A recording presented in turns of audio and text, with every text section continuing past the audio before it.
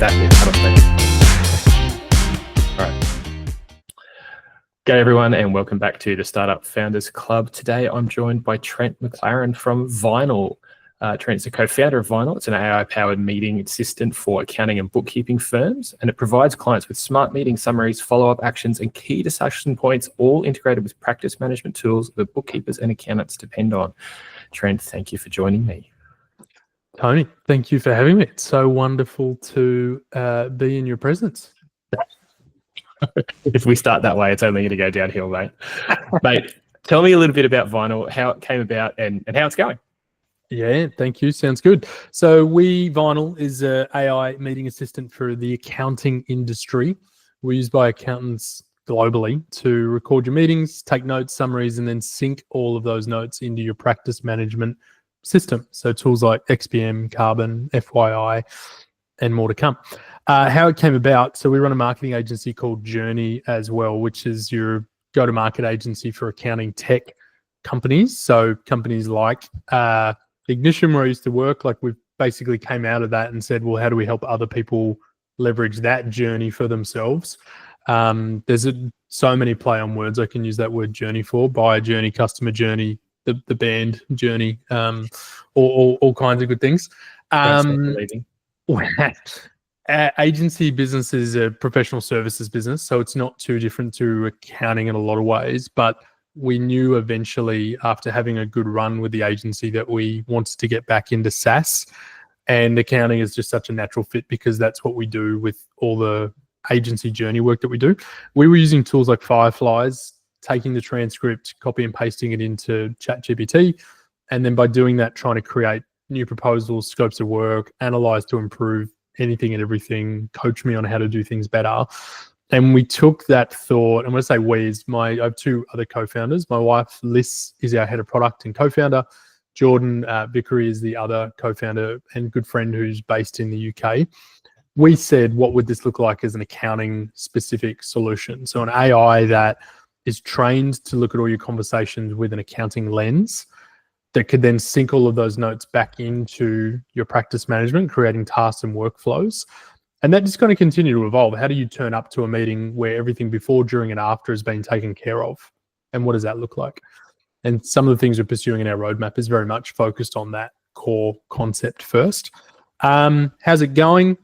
Well, I would say is probably the first part. So we launched back in January, February is when I posted the other day about my LinkedIn taking off over the course of the year, and it was around the time we started pushing harder on the things we're doing in Vinyl. So before we started the billing, which was only last week, we had just over 1,000 users in our beta. So 1,000 individuals that have logged in or been invited into an account, and that was around sort of 400 to 500 accounting firms using the product across the US, the UK, and Australia. We spent a little bit of money on events during the course of the year, and I'll talk through that when we did our launch. But yeah, overall, going really well. We're now billing is turned on. I think last time I checked, we have nearly 100 customers paying already since turning billing on, which was only last week, which, I'm still trying to figure out. I think that's good, but I'm also trying to figure out what does this look like having not done 7 months of campaigning on a free beta, if that makes sense. Yep. So, we also raised capital. So we announced that last week. Yeah. Raised a $2 million seed round. So congrats and talk us through that. Yeah, thank you. $2 million seed round. We, funnily enough, and I'm sure we may talk about it today. When we had this idea late last year, we also had a few people sort of saying, hey, if you're thinking about getting investment in capital, like we'd love to chat. And I was like, okay, we're going to try and bootstrap it because at the time, we thought we could do this out of Journey, and that was our first sort of 4 or 5 months. The first 3 people I spoke to all offered up, I don't know, let's say 900K. Like out of the first 3 meetings I had, we had 900K verbally committed. And I was like, holy smokes, that's not what I was expecting. Even the first conversation, I was like, great, perfect, very shocked. We then met the guys at Tidal Ventures, and they end up offering us 1.5 as part of the seed, and then we used the 500K we picked up from the other angels that we'd spoken to early on. So those investors were people like Guy Pearson from Ignition, Michael Wood from Receipt Bank, and Richard McLean from KeyPay. So people that have, lived it, breathed it, scaled it, sold it, or, one day probably will sell. So we're just, surrounded, supported by what I consider kind of accounting tech veterans, heavyweights, which has been awesome. And people we've worked with for a long time. Like I've known Guy I've known all three of them for a long time. And it's good to have so much trust from them on such an early part of our journey. But that's Vinyl in a nutshell. We free beta, 1,000 users, raise capital. We're exhibiting at XeroCon next week for the first time. And overall, I would say things are going very well. Look, I'm no expert in your business, but I'd say anytime that you have 1,000 users pre-beta across 500 companies and then 100 paid signups in the first week of launch, I think most people listening would be very, very, very, very happy to get those numbers. So I think it's going well. It's hard, right? Like if I was chatting to someone else consulting in the agency side that we do, I'd be like, hey, that's great, you're killing it. But I think on the other side, that's just not how my brain is geared. I'm sitting here saying, cool, but why aren't we at like 200, or why isn't it 500, or like what else could we be doing? And it's not that I don't want to, my own advice to everyone is like, enjoy the moment, take a beat and just chill out. But it's like, it's never that for yourself. So no, advice is very easy to give and very, very hard to take. 100%. I can make anything sound great as well and easy. Yeah.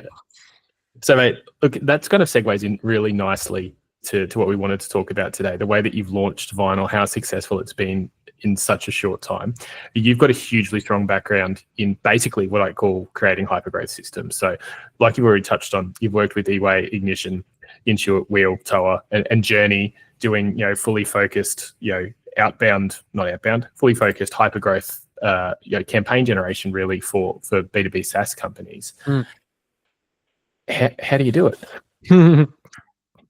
Great question. Basically, they hire us. No, I'm kidding. So we have a few different strategies that we try to work through, but the thing that most people get stuck with, and I chat about this all the time, and I try not to be really boring with it, I guess, but you really do need to know who your customer is. And the amount of brands that we start working with are saying, tell me who your core customer is. And it's like, oh, it's accountants and bookkeepers. I'm like, okay, great. But who in particular in that? Like, if it is bookkeepers, is it bookkeepers with teams, or is it solo users? Is it small accounting firms? Is it Big Four? Is it top 100? Because the next thing we're going to then go and do is figure out where do they all hang out and live, because then we want to maybe not live. I'm not going to their house, but like, what are their watering holes? How do we get your message in front of those people, and how do we make sure that message will resonate with those people? So it's almost hyper niching in that sense, or hyper segmentation. It's not just that you've got an accounting niche, it's that you're understanding that the people that you're trying to go after is within that piece. Every project we have to kick off starts with that form of, who are you going after? What are you trying to tell them? Why should they consider you? And then we figure out how we're going to go about it. And that, in short, is the first part that we need. What I find works really well in accounting is this whole idea of tribes and community. So building tribes and winning hearts and minds. If you can win hearts and minds in the accounting space, your word of mouth really starts to fly, because people are excited and happy. I think, you guys do a great job of this at Work Guru. I think anytime that someone says, hey, I've got a client, jobs based, needs inventory, and I don't mean to undersell it, but I feel like this is the thing I see in the threads where it's like, cool, chat to Tony at Work Guru. Like, he's the guy that's going to sort this out. And that's because you've spent so much time building trust and investing in that community. If brands aren't thinking like that, particularly when they think about this community, they get stuck, because they're like, well, we want to try this for 3 months. If we don't like it, we're going to go and try legal. I'm like, cool, this probably won't work for you. But that comes back to knowing your audience. Yeah, I'd love to drill into that. So there's two things there, and I'll probably touch on them in order. One is the detail of your ICP, and the second is the tribe, and particularly for those people starting out who don't necessarily have that tribe, because this isn't just accounting people, it's completely different. But Let's talk about the ICP thing, because I think one of the biggest mistakes that everybody makes there, and tell me if you agree or disagree or go further, is everyone says too general on their ICP. So like, as you said, it's not just accountants and bookkeepers, it's this kind of person and this. Is that one of the key mistakes that you think most people make? They're marketing to too many people too broadly with too broad a messaging? It's not even the marketing, it's the product and commercial strategy as well. Because if you're building a product and misaligned within the marketing, like I can go and focus on a niche, but if you're sitting there saying, well, we're trying to build for everyone still, then there's nothing really compelling about the product that you're building. I've I've got a few clients in particular I think about when I talk about some of this stuff, but I shouldn't mention names because there's things there that I think they could improve and do better with still. But when you're not building for a particular ICP in mind, then it's really hard to get any track. Like if you can't get traction sitting in front of 10 people compelling your message with that audience, you're not going to be able to do that with your marketing anyway. So the marketing part actually shouldn't even come into play until you feel like you're aligned on your commercial and product strategy, and your marketing strategy feeds off of that. And when those two things aren't together and well thought through, you're really hobbling along. And I see it all the time, brands saying, oh, well, we're really good for all of these types of services businesses. I'm like, yes, you're probably good for 70% of the time, but it's that 20 to 30% of getting in the vertical, really deep in the vertical, that you can start offering a lot of value and getting into those workflows in a really specific way that really matters to that customer. I think that's a really misstep. A lot of people have a good idea, but to your point, if it's not their tribe and they're not, like I spent 14 years working in accounting tech. I was only ever going to build something for accounting because I understand that market so well. If anyone listening to this is going, I've got a really good idea, but I don't have a niche or a vertical, like where are your first 10 customers or first 100 customers coming from?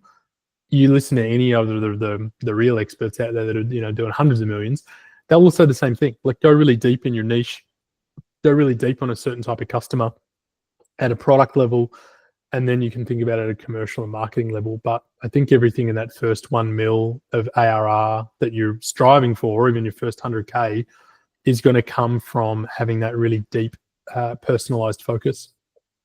Yeah, awesome. That kind of covered off the second point for those people who haven't built the tribe. You've got 14 years in accounting SaaS. I have not much less than that, which is mildly terrifying. But yeah, if somebody's starting out, particularly for younger first-time founders, and they're going, how do I get my first 10, 50, 100 customers? They don't have a pre-existing tribe. What's your basis for go-to-market for them? What should they be looking at? So if you, cool. So if you're coming into this going, I'm maybe you're the tech person or you're the person that's got the idea, you're probably going to need a strong co-founder, I would say, or a strong partner of some sort that's going to help you make those inroads early on. And again, that is kind of why brands like Journey, we think we exist in that accounting tech space, because we get a lot of people saying, hey, we want to do more with accounting, but we don't know where to start. And our whole service, a lot of the time, is just saying, cool, here's where I'd spend money. Here's the way I'd talk to your customers. Here's 5 to 10 people I'd recommend you chat to and get research from first. I think there's probably someone like that in every industry and every vertical, whether it's at an industry body or other companies that are selling to your customer that you can have synergies with. So not competitors per se, but people that you're both trying to share a synergy with. I think you've got to do the hard work of finding those people. Some of that stuff's going to be hard and really uncomfortable because that's not your skill set, right? Like maybe you're very good at sales, but maybe the partnerships piece isn't there, or you're not a good marketer. You're going to have to either get really good at it, have a good understanding of it, or find someone that you can rely on to be that person for you. And if that feels too hard, I don't know, I feel like you're going to have everything's too hard at this point, I would say. But I do meet people like that all the time that are just like, oh, but that's not who I am. I really just need someone to take that part for me. I'm like, well, I don't know how to help you if you can't. You're going to have to push through some of those mental blocks that start to come up. Startups are hard. Like that's just the nature of this thing. Get comfortable being uncomfortable. That's a great line I've heard. It's the reality for the first 5 to 7 years of being a startup founder, and then after that, it's just a different level of uncomfortable. I've learned that I'm actually not great as a product manager because I'm so impatient and I love to run at 100 miles and I get too many ideas all the time that I am very chaotic for a dev team that works in, fortnightly sprints, and I can't think through my actions and implications of a product down the line in that sense. I've started to slowly extract myself out of that because we've now put in product teams, but it's good to have awareness, because I would have known that. Like, I would have spent my whole time thinking like, no, I know what's up. I know what I should be building and doing all this stuff, until now, having done it for the last 4 or 5 months, going, I don't want to do this anymore because I'm making everyone else's life annoying and painful. So yeah, it's good to know what your skills are and the ways that you add value and create value. I think when you understand those things as things get bigger and busier, that becomes really important. But yeah, at the very start, like, yeah, you gotta do everything. Yeah, you really do. There's no shortcuts. For context, sort of in the past, you've worked with well-funded high-growth companies. So, a lot of the stuff you've done is with people who have cash to spend on growth experiments. So, full disclosure, that's obviously the case. And you obviously bootstrapped at the first bit with Vinyl yourself before you announced your seed round. Yep. Depending, like with those, people who've raised funding versus bootstrapped, do you think that there's an overriding go-to-market ethos or guiding principles that applies to either or each or both that you're governed by? The strategy is still the same. Whether I've got money or not doesn't change. It changes my distribution focus. So like, distribution is the idea of how do we get in front of people and what's the channel with that distribution. Mm-hmm. If I've got money, it just means I can probably amplify that distribution a lot faster, but the actual plan of attack probably won't change too much.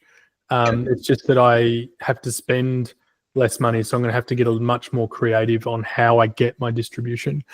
This means you might rely on things like partnerships. You're trying to work with other people that already have good access to customers or your type of customer. You might attend events and network like a bandit, but not actually pay to exhibit at an event, right? Because you're trying to get your first 10 to 100 customers. You might focus on integration, right? You might integrate your product with another product with the hope of trying to, get a few synergies through the marketing announcements around that. The plan's the same, but the way you go about it will change slightly, and not always for the better. Like, even if you've got money, some of those things I just said could still be a better option than spending 10 to 20 grand on the event or the marketing campaign. And I think that's actually the bigger problem, is that people, if they're not of that industry, come in not knowing where to spend money. They meet someone saying, hey, we've got a list of 30,000 accountants and you can pay us 10 grand and we'll send an email out to them. They just believe every word. They don't check the open rate or the click rate. They don't speak to anyone else that's done marketing with those companies before to determine whether it had the right cut through or not. And then they don't think about it, the right activity that they should be doing in that kind of spend. It's like, oh, we emailed them and then no one signed up. I'm like, signed up for what? I'm like, well, I don't know. Did you think through the demo or the trial or the webinar or the guide or whatever it is that you were trying to do? Like, I talked big picture strategy before. Then every other component also has to have its own part of plan and strategic thinking, like at the micro level, how that maps your sales process, how that, there's a lot of use of AI now. Like, so many people aren't using AI in their sales chats, marketing chats, customer support yet. And I think that will increase, but there's so many different little viral loop opportunities in those scenarios that don't cost a lot of money. Yeah, so key takeaway there is, don't just focus on the channel of your go-to-market, but on the minute detail of, when somebody gets this email, this is the action I want them to take. This is how much I'm expecting to get percentages click through. When they do this, we're going to do that. This will then be the experience, that level of detail. 100%. Like, if you can't, not everyone thinks that way, because not everyone is super detail orientated, especially if you're not of a marketing background, right? Like, most of the people I chat to are accountants that had a really good idea. They're not marketing people, or they've come or a developer on the other side. Like, you're a developer, great idea, you can build it, but then getting customers is a whole another piece. Yeah, it needs to be somewhat aesthetically well thought through and designed. It needs to probably not look like it was made in the 80s or the 90s. And every step that you are laying out got the email, the button was red, they clicked on that, it went to a landing page that was mobile optimized, key message was in place, there's credibility and social proof on that to say, hey, other people like what we do as well. Giving people an idea of what's going to happen when they sign up for the thing that you've put in front of them. Like, all of those little things have to be considered. I'm not saying thought through, they have to be considered, because if they're not, these are all the little 1%ers that make your campaigns fall flat on their face. Awesome. I think that's really valuable. It also reminds me that I need to optimize a couple of my campaigns for next week. And we're not perfect at this stuff either, right? Like I prefer momentum over perfection. So I'd rather just ship and do you swear on this podcast? Oh, you can. Get shit done. I just want to ship and get shit done. Yeah. Momentum over perfection. So like, if I can get something out this week, that's my goal. But if it's going to take me 2 or 3 weeks, I don't want to do it. Like, that's too long. Everything should only be a week or 2 at a time's worth of effort. If you're doing something that takes 4 to 8 weeks to develop, it's probably not worth it at that early stage where your time is limited and you can't be everywhere doing everything. Yeah, I always say to people, perfect is the enemy of good. 100%. Agreed. So do you have a particular ethos on where the balance sits between demand gen, inbound, outbound, and which kind of approach generates the best kind of sales velocity? Yeah, well, I'm breaking my first rule by saying it depends. I hate the word. You said you wouldn't say that. Yeah, I said I wouldn't say it, but then you gave me so many different scenarios to consider. So what it depends on is what stage you're at, what your needs are right now, and who you're going after. Mm-hmm. So some people will ask me, hey, should we do Facebook ads versus, I don't know, a cold calling campaign? In some cases, I'd say, hey, you might need to do both. Like, you need to have a multi-touch approach to your campaign. But if your goal is to get 10 customers this month or this quarter, then I'd say don't do any of that. Just go and network like a bandit and find all the right people yourself. Just go one-on-one. Like, it's not that hard to find 10 if you just picked up the phone, networked, go for referrals, all that sort of stuff. If you said, hey, I actually need to get 100 new customers this month or this quarter, then yeah, you're going to really need to ramp up your distribution. So therefore, paid ads, paid email, with thought through campaigns like we just said before, webinars, podcasts, downloadable guides. Like, you're thinking through all these different things that contribute 5 to 10 new inquiries per activity. So it depends, because it really depends on who are you and what are you trying to do and what your goals are. The strategy and the goals part dictates everything that comes after. Mm-hmm. So once I know what those things are, I can shoot from the hip quite quickly and say, hey, this is what I do, this is what I wouldn't do. Yeah. And that's I'm gonna hold you to that. Let's go. First time founder has maybe 5 to 10,000 MRR in revenue, looking for the next 20 customers at an average of $300 a month spent. Cool. And are they in a niche, or am I just pretending they're a generalist? Let's go there in a niche. If you're a generalist, you're dead. So even if you're a generalist, pick a niche for the following example. Cool. I need 20 customers. Yeah. Okay, cool. So that's the first thing I'm thinking about, is just I need 20 customers, which means I probably need, I don't know, between 50 and 100 inquiries of some sort. And if my niche, depending on my niche, I need to decide if it's an email marketing play or a social media play, or if it's a word of mouth thing. My go-to most of the time is email marketing driven to webinars, for a few reasons. So if I just use this example, if I can find the right topic and content to get people into a webinar, even if it is a bit more top of funnel content. So top of funnel meaning it's not about my product. It's about a problem that I think I can help solve, or it's an industry related problem that I want to discuss and have a conversation about, because I'm trying to draw forward people that are probably most likely to be interested in the thing I'm trying to solve. Does that make sense? Yep. 100%. So if I start with that, so the thing I need then is I need an email database. So I'm either going to need to partner with someone or pay to get it through something. And there's a few different ways to do that, at like as cheap as $1,200 up to like $600. Email, webinar, do the webinar, have your polls, call to actions towards the end. And that could be as simple as like, who'd love to have a chat or a conversation? Who wants to, maybe book a demo? who wants to sign up or just nothing for now. I would do that first as one starting point. The other thing I would do if I wasn't spending any money, I'd go and speak to my current customers and ask them, here's what I'm trying to do. Do you know anyone like you that could be a good fit for us? If so, I'd love an introduction or a referral. That you could actually do much faster on the first day with all of your happy customers to get your next 10 customers. So if you've got 10, another 10, they all need one referral each.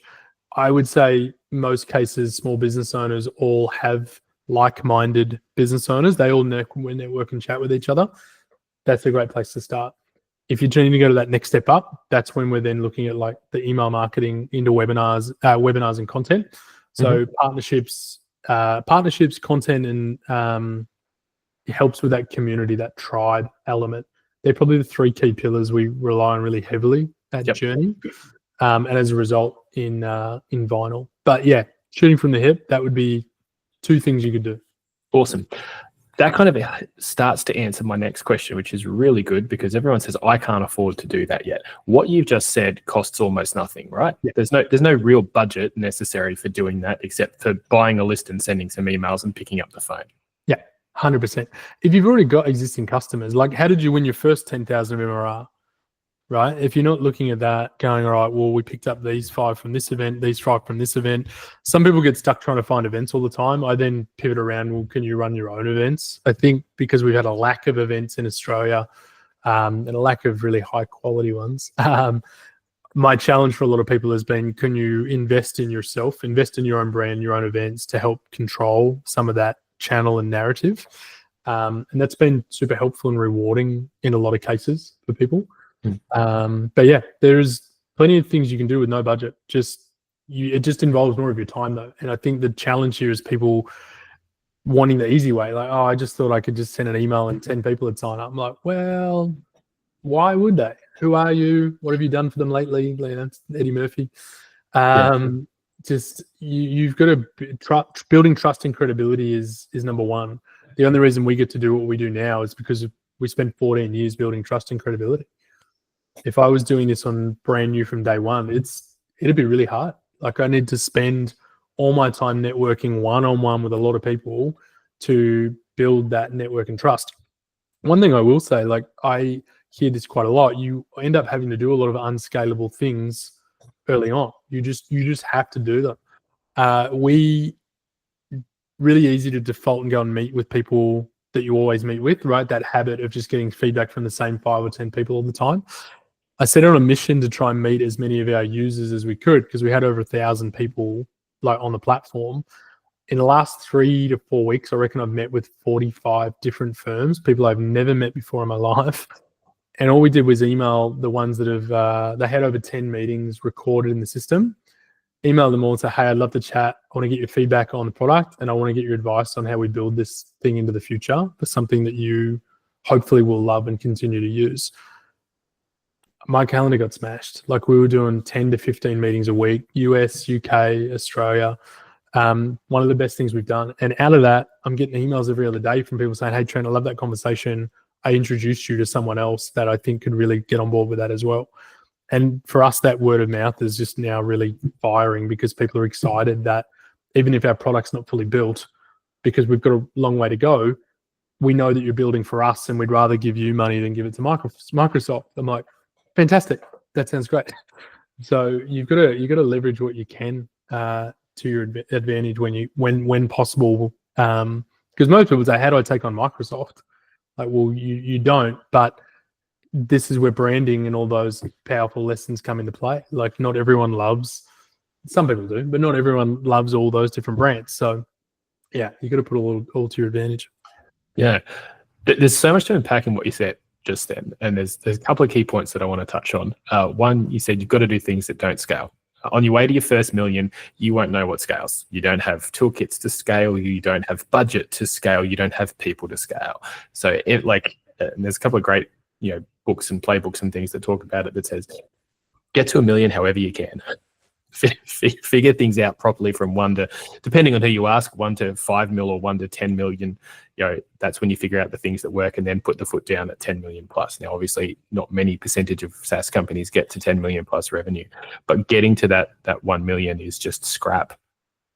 And then it comes into another thing that one of our other guests, Yaz Krishna, said, is he talked about very much that at the start, you don't have brand credibility, but you, the founder, are the brand credibility. So people will buy from you. So you have to talk to as many people as possible. However you can, talk to as many people as possible. And I think what you've just said then echoes that really strongly. 100%. We founder brand is a big part of the strategies that we would implement, typically because you said it just then, people buy from people, particularly, at least in the accounting community, but I think just B2B in general. Don't get me wrong, like you buy Microsoft, you buy Zoom, you buy all those products based on brand, not based on the person that you know. But in startup land, people get excited by your vision. And I think the thing we're always very intentional or conscious of is the narrative and the story that we are articulating all the way through. So everything I've shared today are things that I've shared on LinkedIn since February. Our growth, our users, the customers, the exhibitions that we're at, the travel that we do. And when I go and meet people in person, it's like, oh my goodness, I saw that you're here or you did your thing. Like everyone's following along like it's their, I don't know, hated or favorite Netflix binge or whatever. And you've got to use things like LinkedIn to your advantage in that way. And that's our choice on that. And the advice we give to other founders to try and do the same thing. Even in your product marketing, like you're trying to shape your ideas, like don't do it alone. I think the build in public approach can be really powerful. Questions I get is, well, what if I've got competitors? What if they copy me? And I don't know, I always joke, I'm like, if they want to copy me and derail their roadmap and their vision, that's fine by me. Like I know what we're going after, I know who we're trying to solve for. That's what I'm focused around. If somebody else wants to like copy paste, start like that'll come undone at some point. Like you then need to you using all these other tactics to your advantage, and brand and narrative storytelling is a big part of that for us at the moment. I love so much of what you said. Everything you say gives me another little segue, because there's two things that you said there. Narrative, and you said earlier that your product isn't perfect. So one of the pieces of advice that I think then becomes incumbent on founders is don't wait till your product is perfect. It will never be perfect. I have been building for over 7 years. My product is not perfect. All I can see are the things it doesn't do. But if your narrative is, I'm talking to you now to figure out how I improve this for you, my customers, you're going to get so much positive feedback on that. And as you say, if people feel that they're part of the journey, that's where you get the buy-in, and then they trust you, and then you become that brand synonymous with your company, and that's what helps that grow. 100%. And again, we've actually used some of this as part of our commercial strategy as well, like to our advantage, because I think when I talked before about the number of customers we brought on and everything else, that came out of some really intentional decisions we made. Some of that, and I know you love talking about pricing and models, because we had a good chat about this over a beer about the vinyl model, like last year when we watched the Boomers lose that game. Don't remember it. Can't remember. I'll try not to. But we used that to our advantage in a way that we mapped out and said, these are all the things we want to build over the next 6 to 12 months. And here's our pricing. We've got a monthly price, but we also have a founding member price, and that founding member price is the best rates and the best inclusions, but it's a 12-month commitment.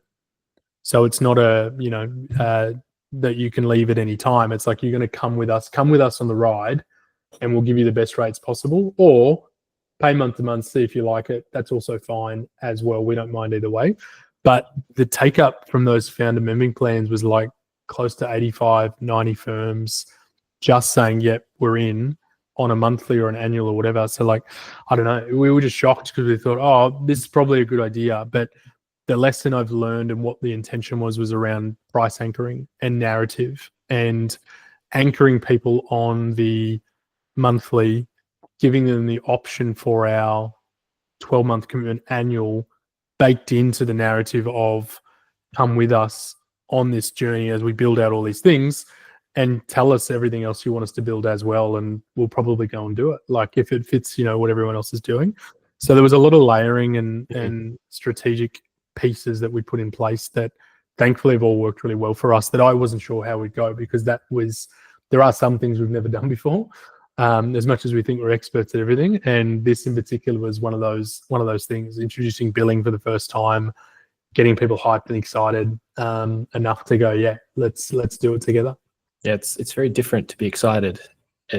Than it is to be excited and hand over your credit card. Very, very different things.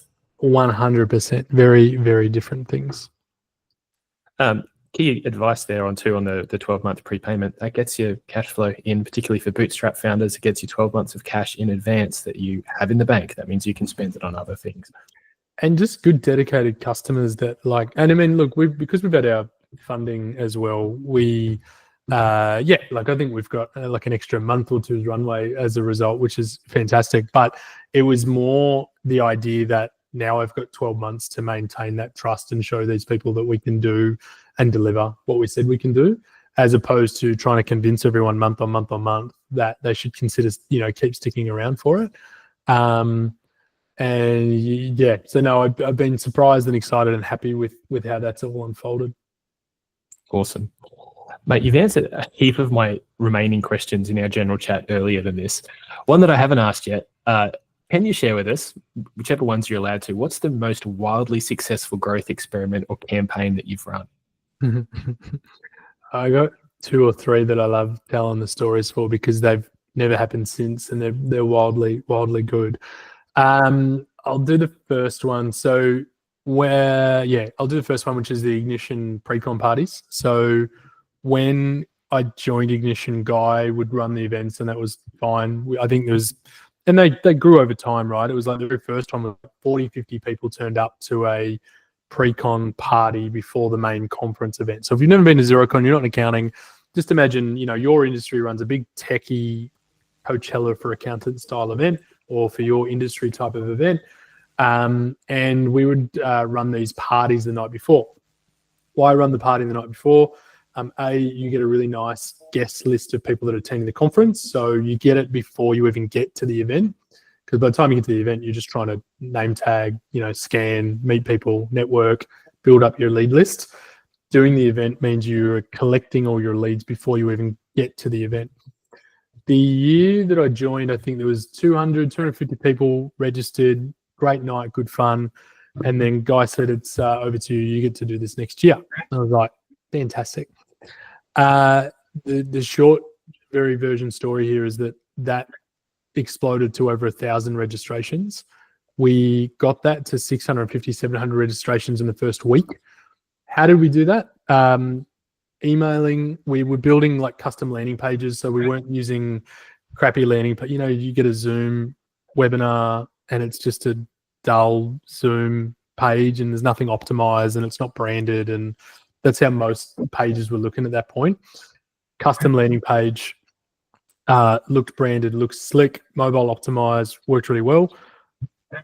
That then got circulated through all the Facebook groups. We decided to throw in a free trip to London XeroCon business class if you shared it on social media. So you registered for the event, share it on social media, you go in the draw. We had 450 shares on the first day on LinkedIn and Facebook, and the word of mouth for that thing just flew. And we sold out the first bar in like the end of week 1. We had to hire the bar across the road.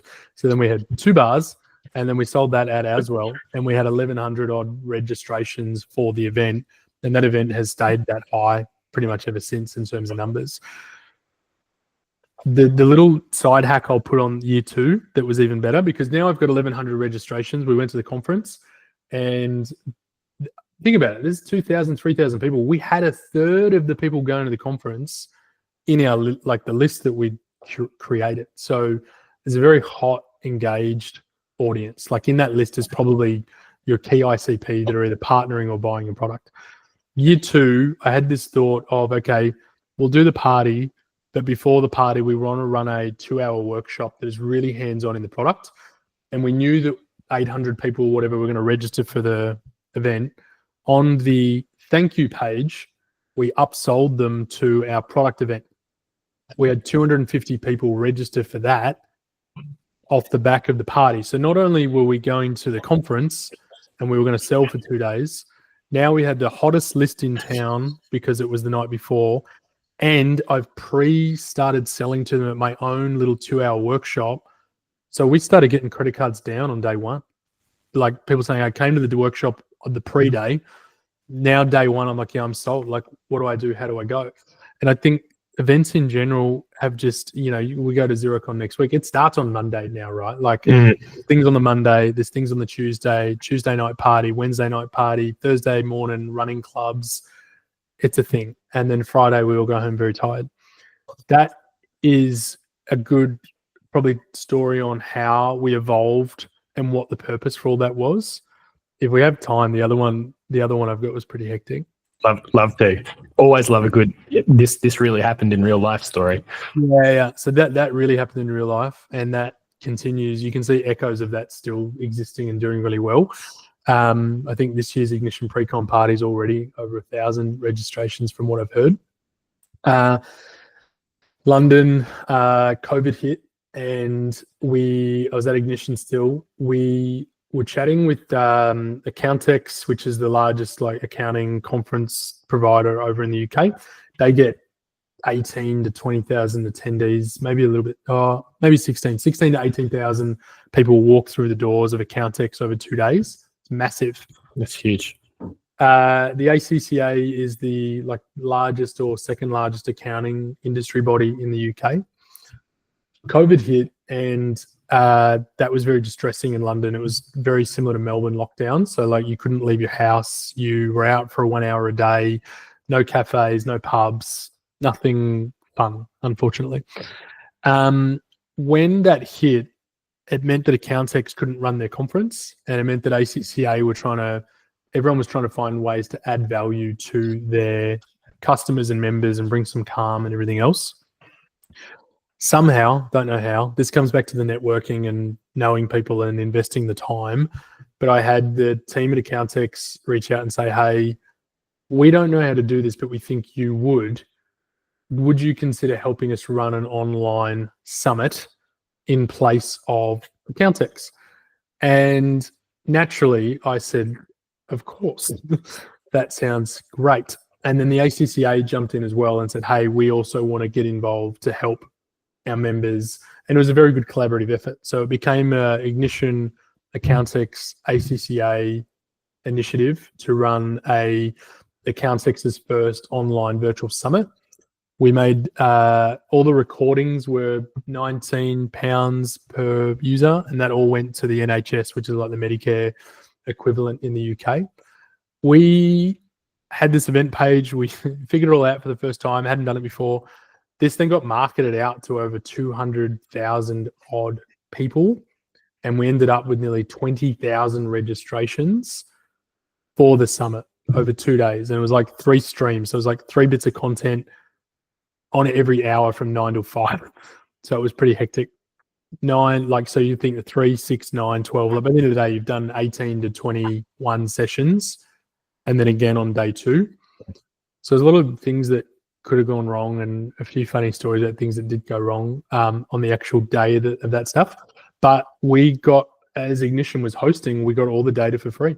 We had 20,000 contacts and leads put into our database at no cost other than time and effort to bring it all together. We then went on to go and do a whole bunch of other stuff with the ACCA and Accountex on the back of that. But I've not done anything as cool as that since, and I reckon it's probably the largest virtual accounting summit that's ever happened, from what I can tell. So I can't imagine there's been many bigger than 20,000 people. That's wild. It was wild and awesome, and one of those things that just a lot of things had to go right and wrong for that to take place, right? It was knowing the right amount of people, being open to opportunity and just saying yes, leaning in, doing the hard work. And COVID was terrible, right? Not nobody wants that to ever happen again, but I don't know, it was the catalyst that allowed those kind of moments to happen. Like I said, it costs nothing. Your point before on how do you do something with no budget. I mean, my best campaign ever cost me my time and my relationships, right? The network that I had that allowed it to take place in the first part. Amazing. Mate, thank you so much for joining us. I really appreciate the time, the experience, and the detail that you put into that. As a wrap up, I always ask everyone 3 questions, same 3 questions. And you can answer these from whichever perspective you like, as somebody who's worked with founders or as a founder yourself. But what's the biggest misconception first-time founders have about growing a SaaS company?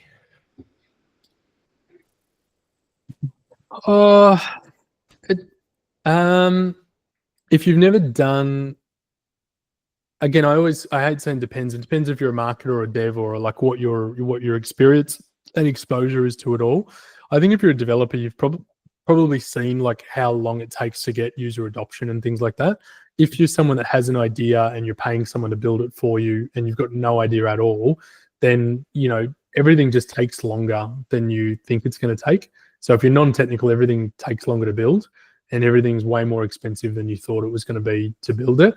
And then it's going to cost you even more to maintain it in the first place that you aren't even thinking about it. Like, yeah, we just spend it and then it just keeps working, right? And it's like, no, that's not how this works. And I know you know that already based on how you're laughing.